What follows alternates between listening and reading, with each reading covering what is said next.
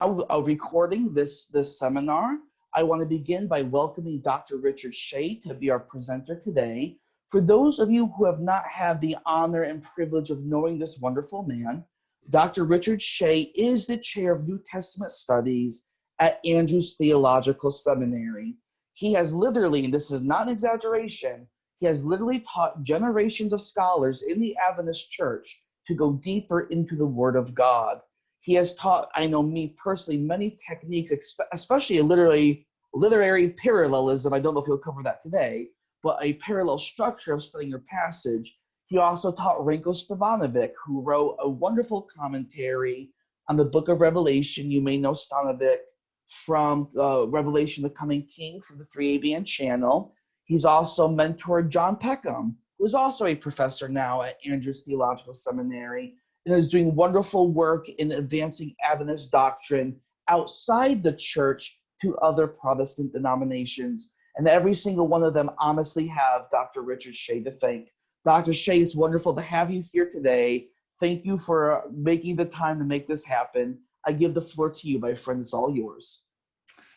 Thank you. Thank you very much, Sean. And since I have very short amount of time, I like to just start right in with the presentation. I'm very happy to be here with you, and I like to just take you through my presentation. As Sean just reminded you, I generally go through this section at a time for the entire duration of a semester. But here I'm going to try and become really ambitious and try and cover the entire material in 30 to 40 minutes. So here I go, reading the Bible.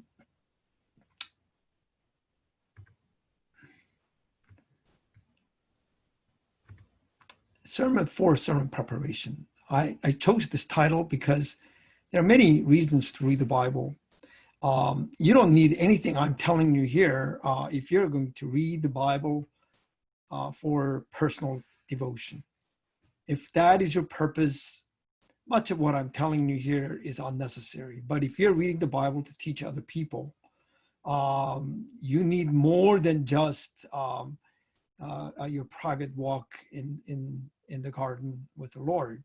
You really need to get into the Word with tools and with discipline.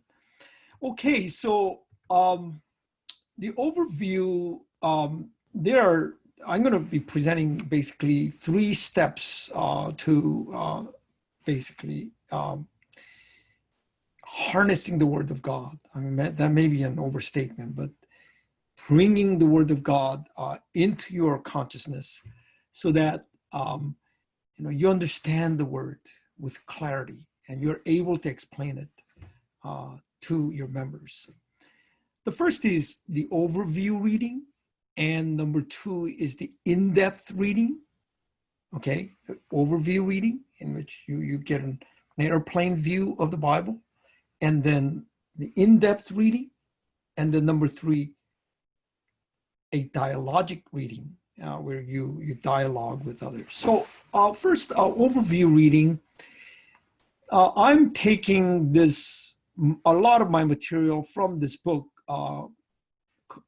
entitled New Testament Exegesis by Gordon D. Fee, 3rd edition. This is largely for our seminary students. And you're welcome to get this book. It does deal with Greek. It deals into the minutia. So if you're not a real, detailed person, perhaps you should not spend any money on this and just take my word for it. In overview reading, there are 2 basic steps, and that's reading through the book, okay, and then looking at the context. So we're going to take a look at these 2 parts involved in the overview reading of the Bible.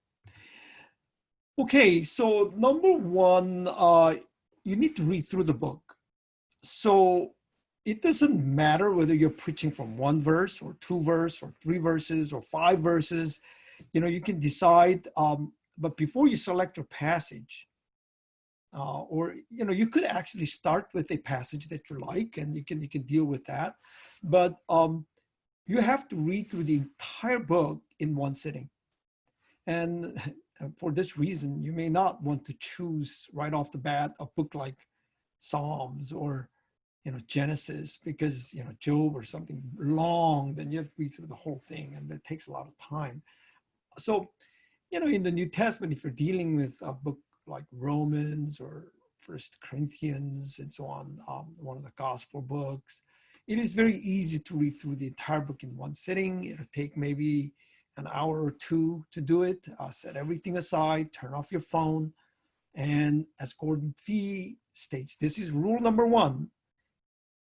And many people skip this step, and it's read the entire document through in English in one sitting. So, of course, if your native language is Spanish, then you should do it in Spanish. If it is in Portuguese, you should do it in Portuguese, and so on. But, if you're proficient enough in English, you should read through the entire document in one setting. And, I can testify to the importance of this, to understand and know the book. For example, if you're preaching from Romans, to know the entire book is so important, that without it, you will sound as though you don't really know the Bible. And many, even top-notch preachers, have committed this error. And I've actually heard sermons by people who have actually not taken the time to read the entire document before they preach. So rule number one, read through the entire document in one sitting. And I want to also emphasize that you should not listen to this passively on an ebook or so, while driving. Just set aside your time to actually read through the whole thing in one sitting, and then select your passage.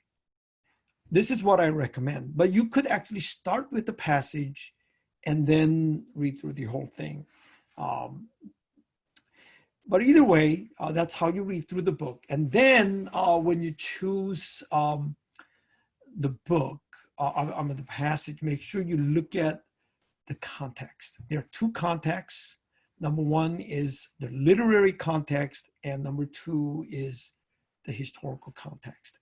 The literary context means, where does that passage belong in the text? What goes before and what goes after, and so on. So I want to show you an example of an literary context here. Say I chose, for example, a passage here in Romans 5:21. Romans 5:21, 5:20, where it says, but the law came in with the result that the trespass multiplied, and where sin increased, grace abounded all the more. Now, this is a very difficult passage.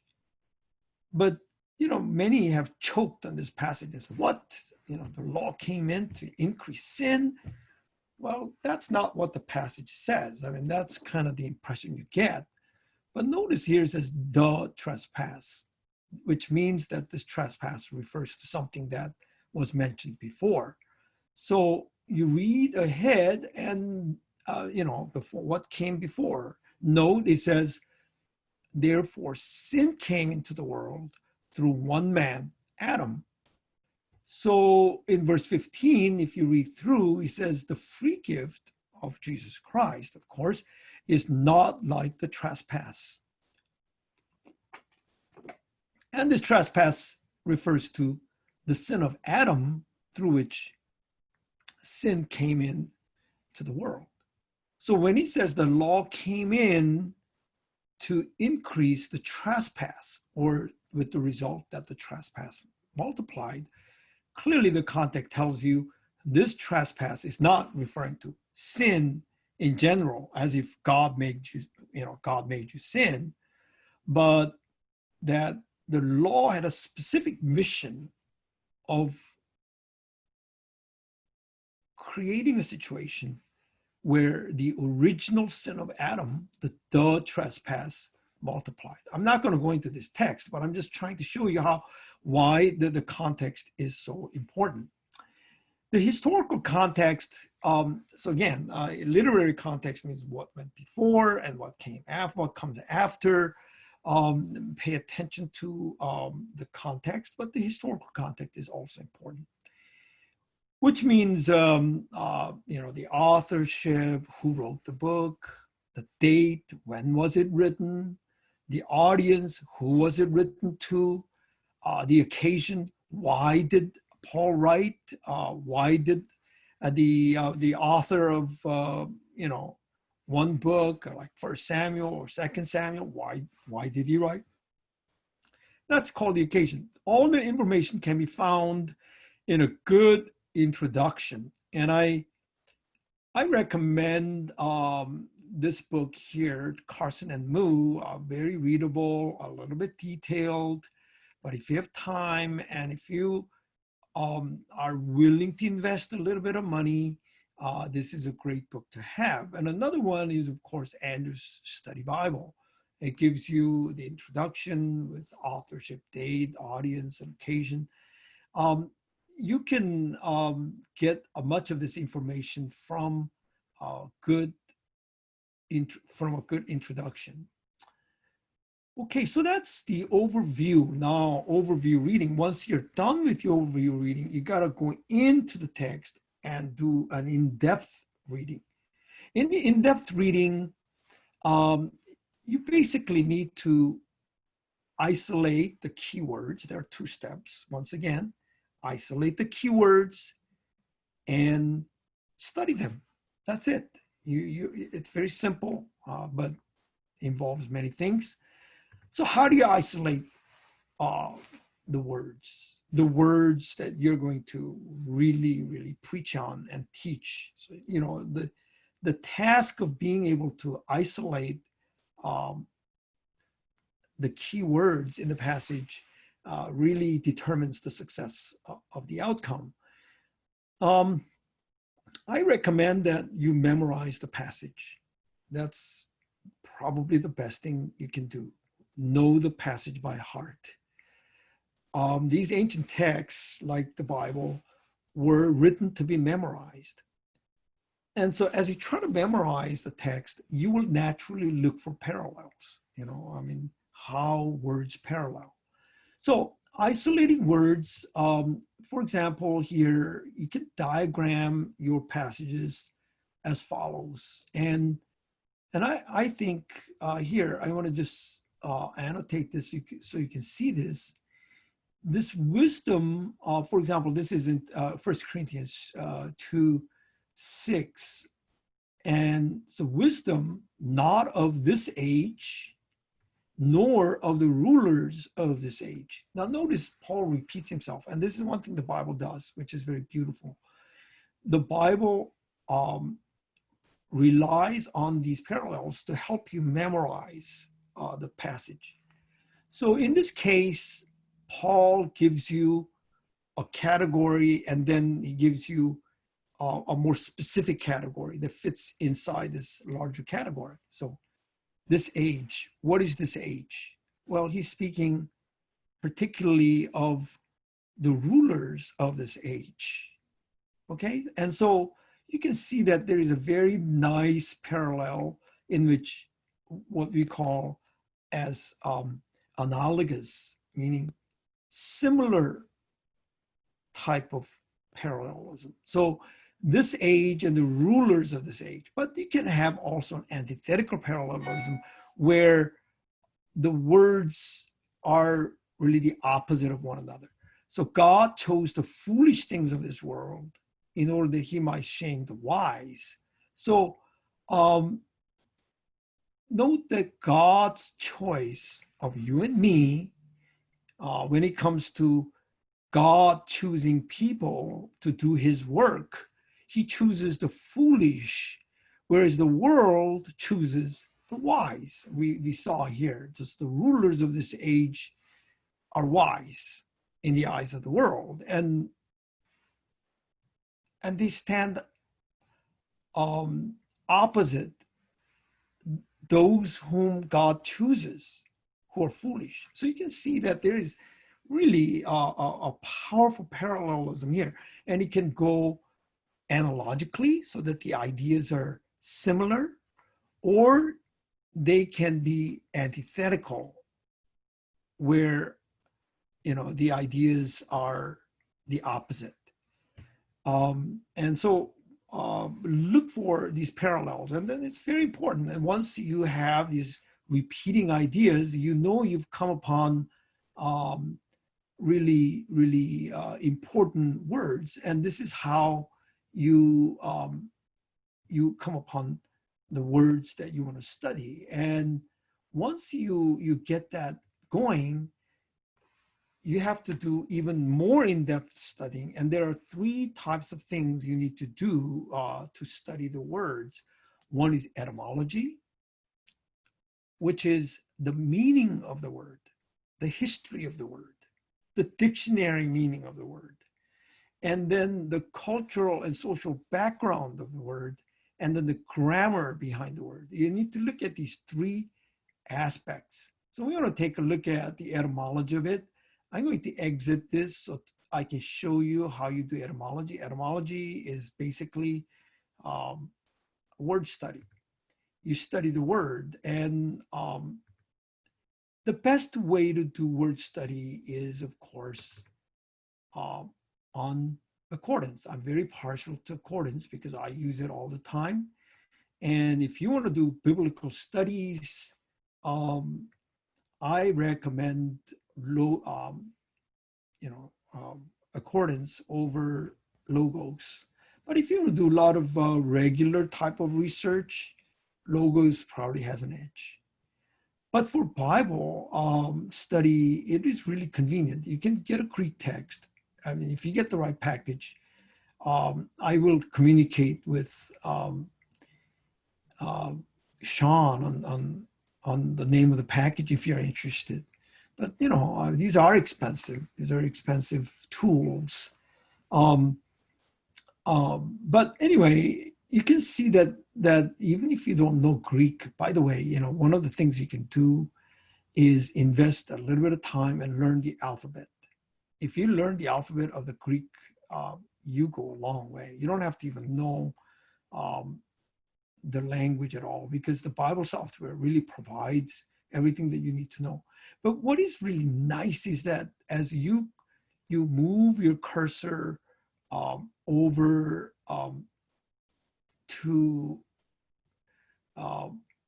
over the text, the Greek, there's a cross shading which shows you which Greek word is actually being translated. So trespass is a translation of this word here in paraptoma. So if you go paraptoma, if you put your cursor over that, then down below you can see here in this area right here, you will see a transliteration, so you know how to read it, paraptoma, and then the meaning trespass, and multiplied right here. You can see that it's really nicely done here. But what I'm trying to show you is that if you want to know what in earth this multiply mean, you can click on this word pleonasi. It takes a little, as I said, if you can just make a mental picture of where the cross shading occurred, and it was this Greek word here, and if you click on the left button here 3 times, you will get a dictionary that comes with it, and then it tells you the meaning. So if you don't know Greek, this is great, because it tells you that this word means to become more and more, and abundance and so on. So this is really, really very helpful. But if not, you can just go right click and you can search in the Greek text and you can see where this word is used and you can see that this word, just looking at it, you don't have to know any Greek or anything. Here's the English parallel right here, but you can see that this word is used almost exclusively by Paul, and no one else uses this word multiplied. And look, Peter is the only person who uses it, and so on. So you can see now cross shaded and multiplied, increased. You can see how abound, and there is extend, and too much, and all these are translations of this word. So you kind of get an idea of what these words mean. So this is what etymology means. You check the dictionary, and you can do this in English as well. And this is really a very, very convenient tool to use. So I strongly recommend that you have that to let's see down here.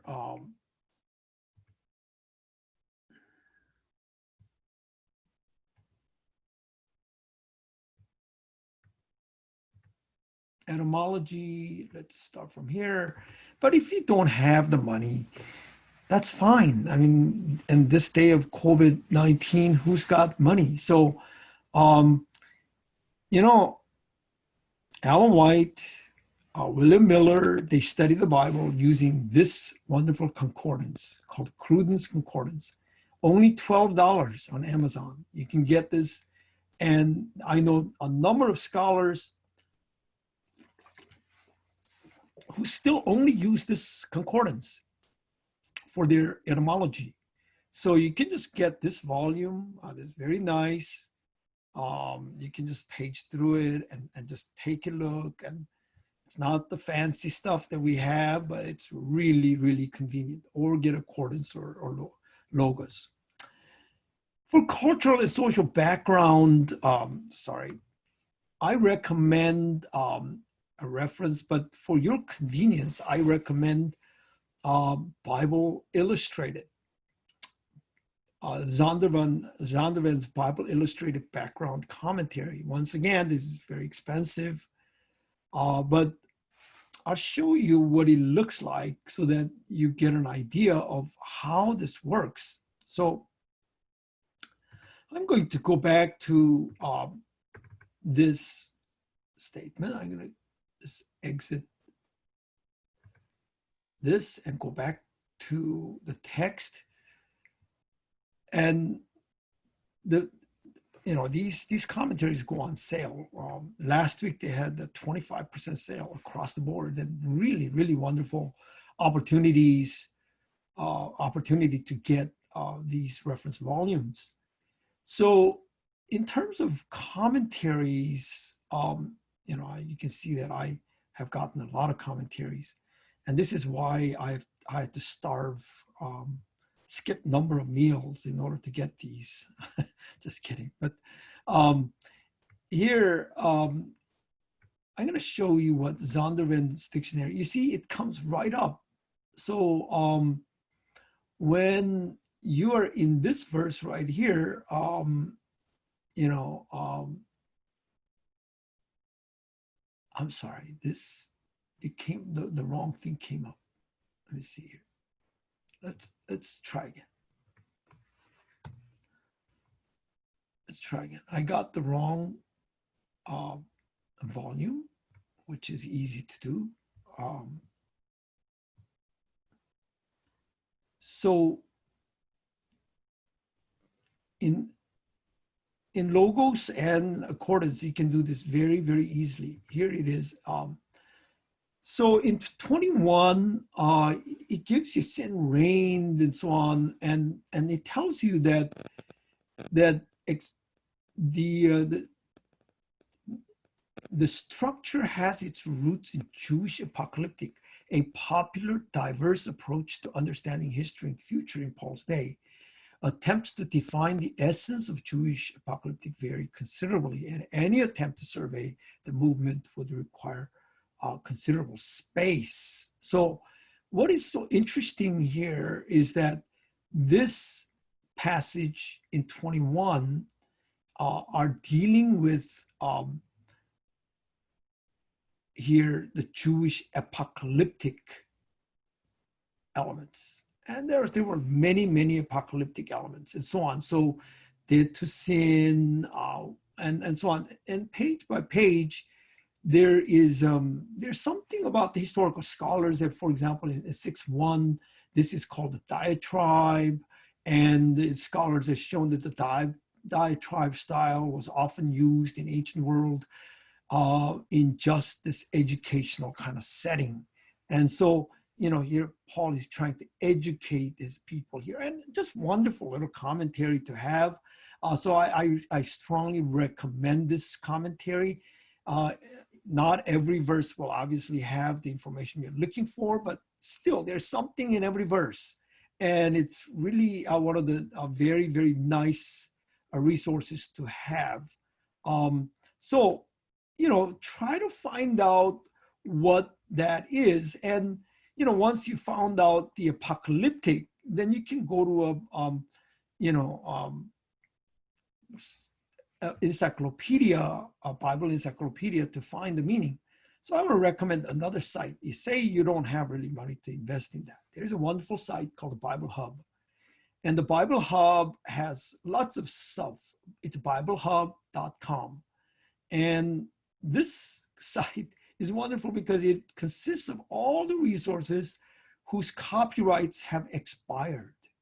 So you can find commentaries, concordances, encyclopedia, dictionaries, Bible dictionaries, all wonderful resources whose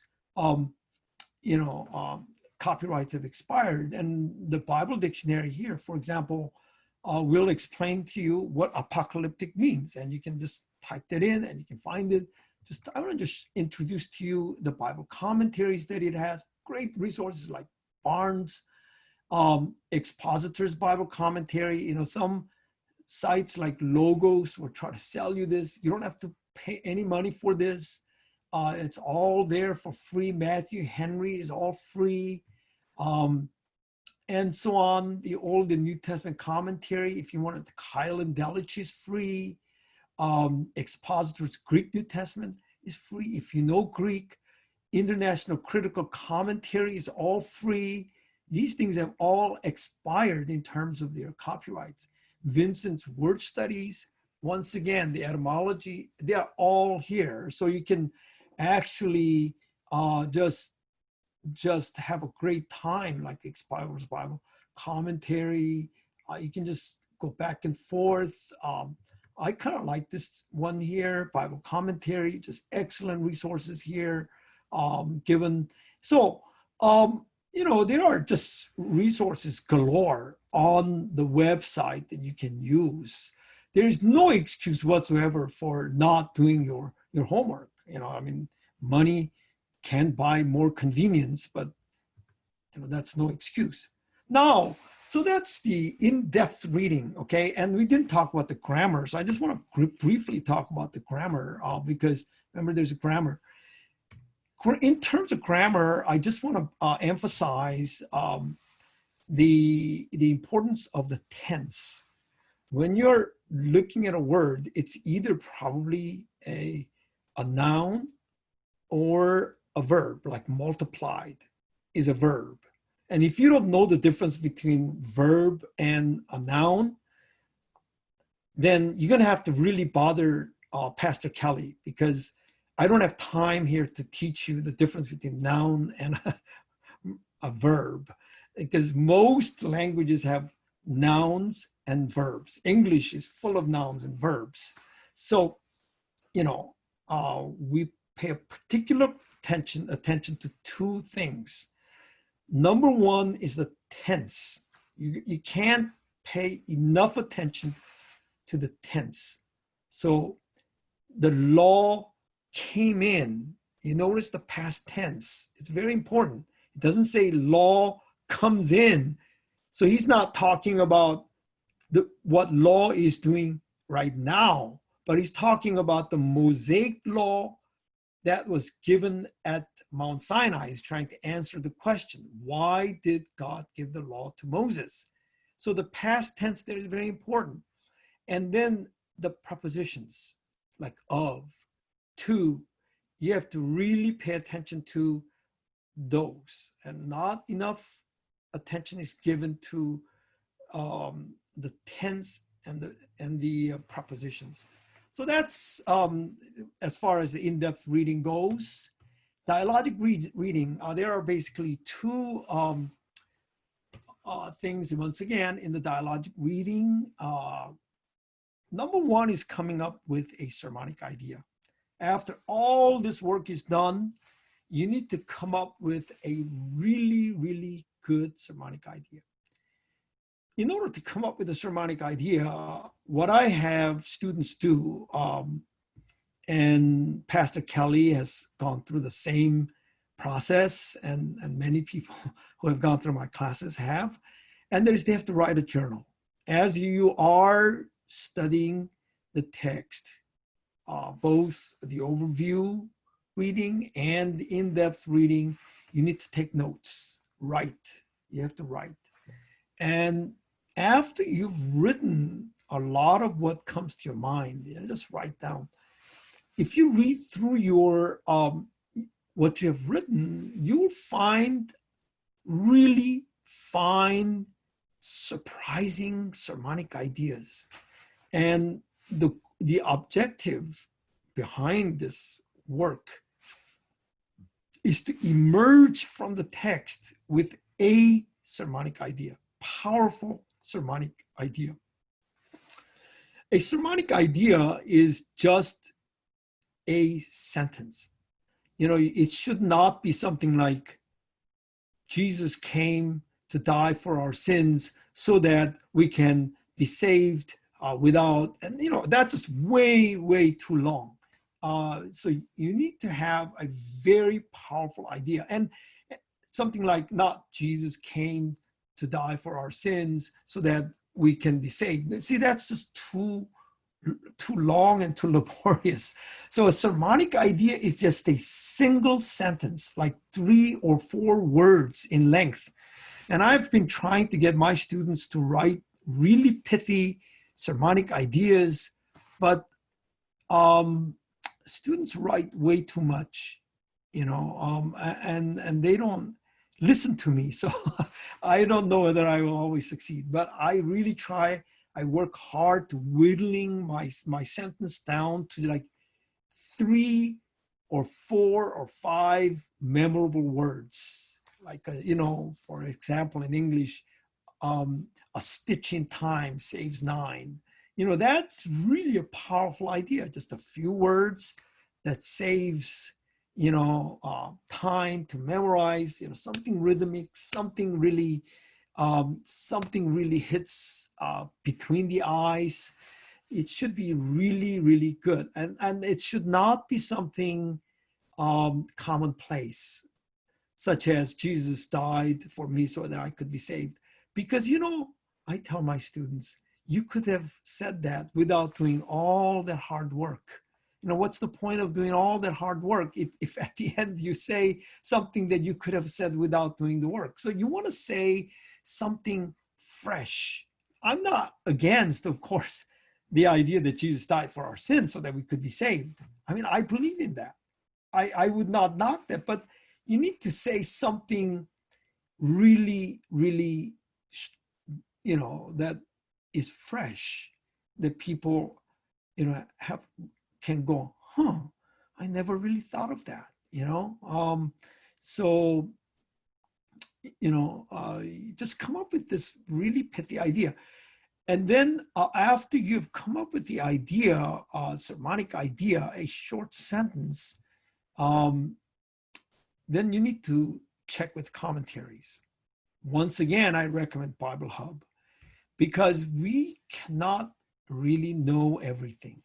We stand on the shoulders of many people. So you need to read commentaries, read Ellen White, read you know, do all your work in terms of etymology, in terms of reading the Bible, in terms of the meaning of the passage, the historical context, all that you need to do on your own. You need to do the heavy lifting, but after you've done that, you need to check with commentaries, the experts, the inspired writers, just to make sure that you are on the right track, and then you're not the only one saying this. So check with the commentaries. I recommend the following commentaries. Of course, the Bible, SDA Bible commentary, a really good commentary. Another, if you wanted to buy a whole series, I recommend the Tyndale Bible commentary series. This is only like less than $200. Sometimes it goes on sale for like $99. Incredible deal, but this is really short and to the point, and I really like it. Another is, of course, the one that I shared with you, Zondervan Illustrated Bible Background Commentary. And then for those of you who know a little Greek or would like to really get into the text more in a scholarly fashion, Word Biblical Commentary is probably your best bet. But this is for people who have a lot of patience and a lot of curiosity. So there are 3 phases of Bible reading. Just to recap: the overview, the airplane view, where you get a comprehensive understanding of the book. Then the in-depth reading into the passage itself, and then isolating the key words and zeroing in those key words. Just remember, a lot of the stuff that you have uncovered during the process of the in-depth reading, you can use as ammunition in your sermons. You can incorporate a lot of that material. They can be part of your presentation. And then the dialogic reading, where you are now on your own. You're in dialogue with the text. You emerge with ideas and checking it with others. So why do you need to do all this much work? Well, because you need to dig deeply. I want to just share 2 passages from Ellen White as I end. Ellen White writes in Great Controversy on how the Waldenses, maintained their faith and passed it on to their posterity. And she writes something very beautiful about the Bible. And she says, as the mind has rich veins of gold and silver hidden beneath the surface. Okay, the Bible is not an easy book. All your nuggets are hidden beneath, so that all must dig. Okay, I like this word. All must dig, who would discover its precious stores, so that the Holy Scriptures have treasures of truth that are revealed only, just remember this word, only to the earnest, humble, prayerful seeker. So the Bible does not, just come to you, okay? And some of my students, in fact, even last semester, a student asked me, why do we need to go through all this trouble? My grandmother read the Bible without any trouble at all. Well, number one, you're not your grandmother, because you're going to become a pastor and you're going to teach others. But more importantly, all must dig, because the Bible truth is revealed only to the earnest, humble, prayerful seeker. And I think this is a wonderful reminder for us to be patient, and you have to dig. And number 2, you have to wrestle with the text. The struggle that you go through, the hours that you spend, and I can testify to this, actually transforms you. So Ellen White writes concerning Wycliffe here, once again, from Great Controversy, page 94, the character of Wycliffe is a testimony to the educating, transforming power of the Holy Scriptures. Notice here, educating, transforming power of the Holy Scriptures. It was the Bible that made him who he was. And I like this next sentence, the effort. Notice, it's not just reading the Bible, but the effort that you make to grasp the great truths of revelation imparts freshness and vigor to all the faculties. So why do you do all the digging? Because when you get up to share your truths with people, you know, if you go there without having dug through the debris, you know, the rocks and the dirt to get to the nuggets, if you haven't expended the effort, then you will not have the freshness and the vigor in your presentation. And it says it imparts that to all the faculties. It expands the mind, sharpens the perceptions, and ripens the judgment.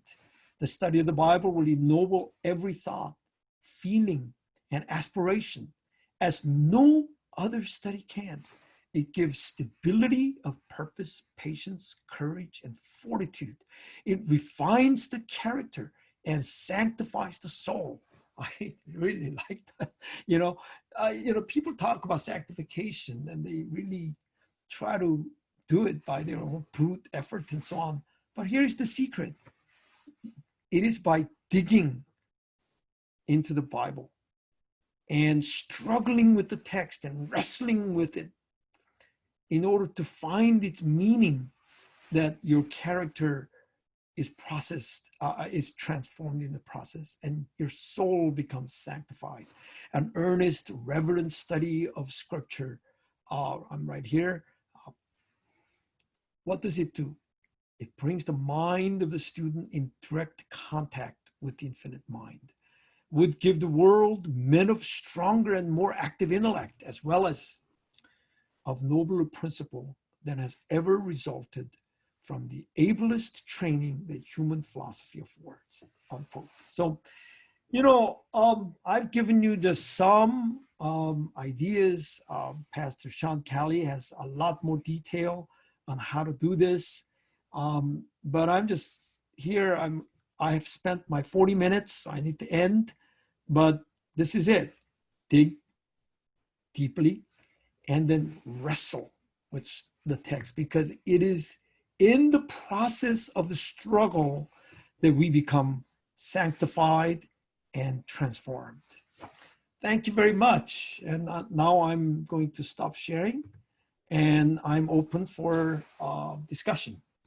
Wonderful. So everybody that is participating, when you came, first of all, let me begin by thanking Dr. Choi, and I'll give you a round of applause on behalf of everybody here because you can't hear them. It's an amazing presentation. And as I said, the difficult thing that Dr. Choi had to do today was to take a semester, and we're talking, I mean, at least 20, class periods, and he had to kind of condense it down to 30 minutes. So I'm going to say a very few quick things, and we're going to open up for questions.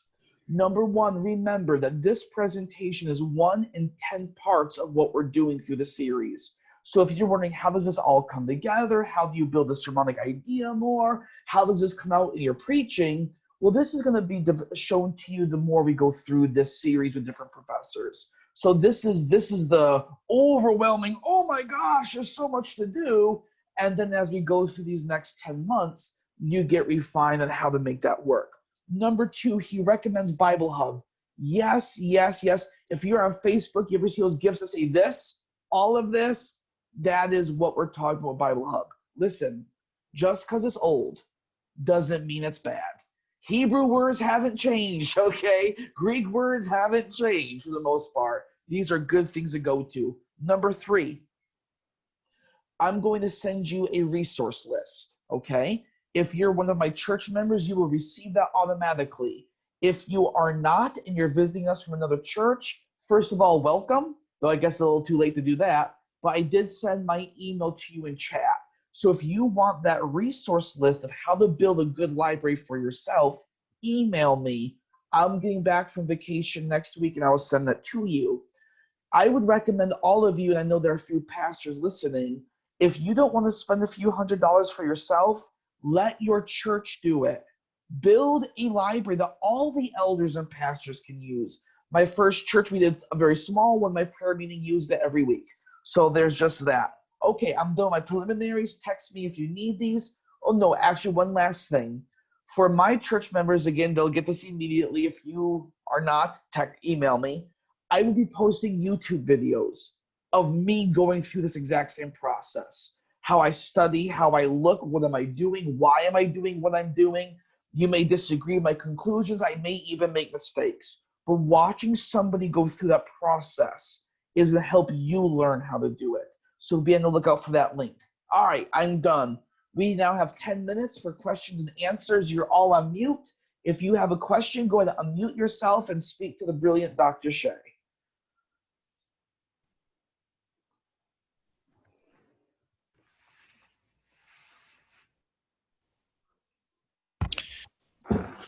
Hello, Dr. Choi. Hello, John. I have a question. It's more for my case. I am a lay pastor at the church that Sean first was at. And because of my job, I'm actually working more hours than most people would on top of trying to be a pastor. Is there anything that you would suggest as far as the devotion of the time in trying to do this as well? Because it takes a lot of time to dig in, as you're also saying. Yeah, it really takes a dedicated time to do it. But I would say the first part, where the overview reading is involved, you can do that as part of your devotion. And so remember I presented 3 different parts. So where you need most uninterrupted concentrated time is the second part, the in-depth reading. And that is so laborious. A lot of people skip it largely. They just do the first part. They don't even do the first part very carefully, but and then the last part, which is the dialogic reading. And the in-depth digging is missing, but to do the index reading, I'm not going to lie to you. You're going to have to just go someplace. I suggest a local library. Just, one of the best things you can do is once a week, just go to a library, turn off your phone, and just don't take your computer or anything, or whatever, and just work. And I found that just going to a local library is a great thing you can do. But you got to get away to some place where there's no interruption. But today, especially if you're working, I know that even to secure 5-6 minutes or 10 minutes without an interruption is very, very challenging. So you got to create that space in time. The Bible, in-depth Bible reading cannot be done in like here and there, 2 minutes, 3 minutes. I'm really sorry about that. But I think you need, you can still do it in piecemeal. That's not something you need to do all in one setting. So one of the things that my friend does, which is very helpful, is that he devotes uninterrupted 20 minutes the first thing when he gets up in the morning, and he does that in-depth reading with writing. He says it really invigorates his mind. So you can have a consistent 15 to 20 minutes every day, and that could add up. Thank you. All right, thank you, Dr. Choi. I believe we also have another question. I think I saw a mark from John Wilbur. Did you have a question, Elder John? Yes, I appreciate your presentation, Elder Choi. I just had a couple of questions related to Paul. He speaks about the foolishness of preaching, and he also in 1 Corinthians, the 2nd chapter, the first several verses, says that he had to sort of be careful not to show too much learning, or so it seems. I just wondered your reaction to that. Yeah, the first of all, if you read the context, once again, the foolishness of preaching is in contrast to the wisdom of the world. And one of the things that needs to be underscored here is that the preaching is as an activity is foolish because it does not seem to accomplish anything in particular. I mean, if you really think about Paul's life, many people considered that what he was doing was a waste of time because he went around preaching. He didn't organize any political parties. He did not organize any protests. He didn't do anything except talk about Christ and he claimed, and if you read this in context, that preaching the crucified Christ was foolish in the eyes of the world. It was a stumbling block to those. So really, he's talking about the subject of preaching Christ and him crucified that comes across as foolish. So I want to emphasize that whatever you do, you're absolutely right.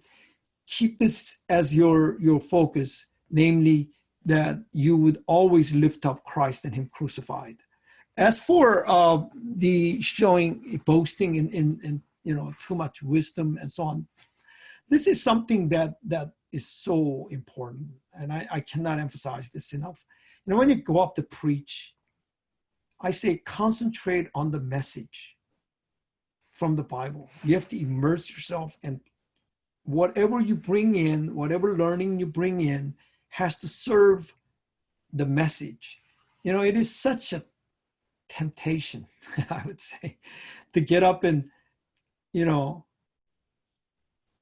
be the subtle message, something like, I'm going to show you how much I studied, or or look how much I know. You don't want any of those messages to be going out. People are not stupid. They know your message, okay? If you're trying to say, I really, really know the Bible, they get that message. Or if you're saying, I am someone who knows more than you, see, you don't want anything like this to get out. You want to really get the message out. And so again, find that sermonic idea that comes out of the text and make sure that you don't bring in this extra noise. Focus on the message, and whatever information you bring in, make sure that it serves the message. So your job is to communicate the message with clarity and with force. Thanks. Wonderful. Thank you, Dr. Choi. Do we have about 2 or 3 more minutes? Do we have any other questions for Dr. Choi today? Yes, hi, Go ahead, Elder. Dr. Shea. Hello. Hello. Thank you for this. I had a question. I saw that there were a number of commentaries on the software, the Cordon software. Are there any commentaries that you would suggest us to stay away from? And then also versions, when we're reading through Bible versions, are there some that you do recommend? As starting with the Bible versions, I recommend Bible versions that were translated by a large representative groups of scholars and learned people who really know the text. So in any work that represents such a group effort is wonderful, like New Revised Standard Version, New American Standard Version, the NIV, they're all great. But for people who don't know, if you don't know Greek or Hebrew, it is very wise for you to compare versions. You should compare versions. And it's very easy to do. In Bible Hub, all the versions are there. You can have them lined up side by side and make sure that you compare different versions. That's the best way to really understand, how certain words are translated and why they're translated differently. So I would definitely use Bible versions translated by major enterprises. And as for the Bible commentaries, you need to stay away from commentaries that are too technical. Even on Bible Hub, International Critical Commentary is very, very technical and even liberal. So, and it uses a lot of Greek and Hebrew. So it may be just more time consuming than is necessary. So I would say, most of the commentaries on Bible Hub are good. But anything that's not inspired should be read critically. I really recommend that that's why I call it dialogic. Okay? You have to struggle with the text itself. You have to know what the text is saying. Now you're dialoguing with these individuals just to see where they are. Have they seen something that I've not seen? Have I missed something? Have I misread something? And so on.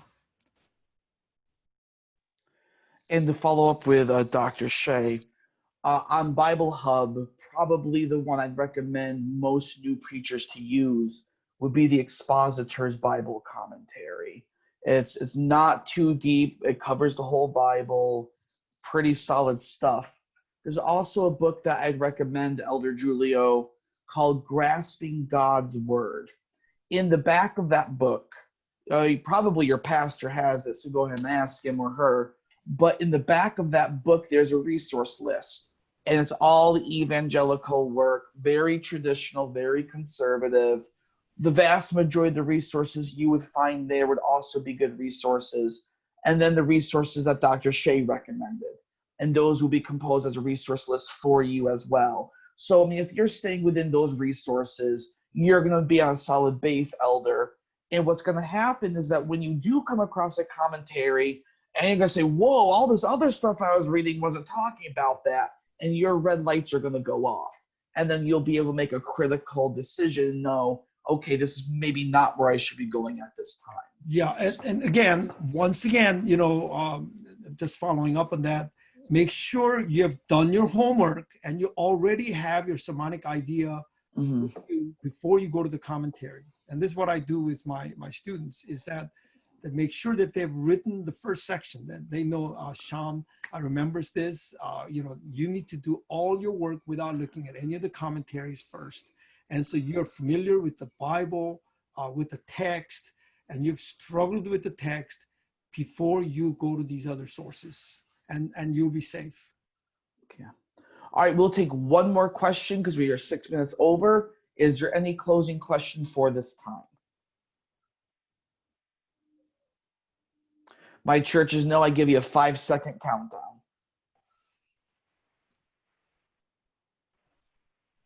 All right, wonderful. Well, Dr. Shea, thank you so much for joining us. I'm going to repeat, if you would like the resource list and you are not my church member, email me at seank.pcsda.org. I will get you that resource list. As we speak with Dr. Shea and the conference in particular, we're going to try brokering a deal with Logos or Accordance where you can get these resources. We're going to kind of custom make a package that will be cheaper for everybody. And I would recommend, if you are part of a church, churches can also buy these packages for all of the elders to use, which is something I'd highly encourage. The last thing I'm going to say is you may be like, oh my gosh, $400, $500, $600, for these packages. I want to say two very quick things. Number one, that's actually good. If you knew how much I've actually spent on my library, you might cry. No, I cry. Number two, a preacher is only as good as their library. I'm sorry, it's the truth. When you dig, you get those gems, and everyone's like, oh, that's amazing what, E.E. Cleveland just said. That's amazing what Derek Morris just said. Where do you think they got it? They didn't get it just by reading it once and walking away. it's by going in deep. The last thing I'm going to do is this. You can buy used. Let me give you a very real example. It was not talked about today, but there's a wonderful volume set called the Theological Dictionary of the New Testament. Okay, the TDNT. If you bought it new, it's going to cost you $500 to $800 easily. It's 10 volumes, brand new, going to cost you a fortune. I just bought all 10 volumes physically used for $78, and I bought Logos on sale. They had the whole set also for $83. So, I mean, for a fraction of the cost, I got it both digitally and physically. So there's no reason you can't buy these used. I mean, most pastors don't mark them up. They're still good. All right, well, Dr. Shea, thank you so much. I'll get this out to all of you. May you each have a wonderful and happy Sabbath. Dr. Shea, round of applause. Thank you so much, my friend. Thank you. Well, thank you very much for having me. Thank you. Okay, have a happy Sabbath. You too as well. Take care, everybody. Thank you for joining us. God bless. Thank you. Happy Sabbath.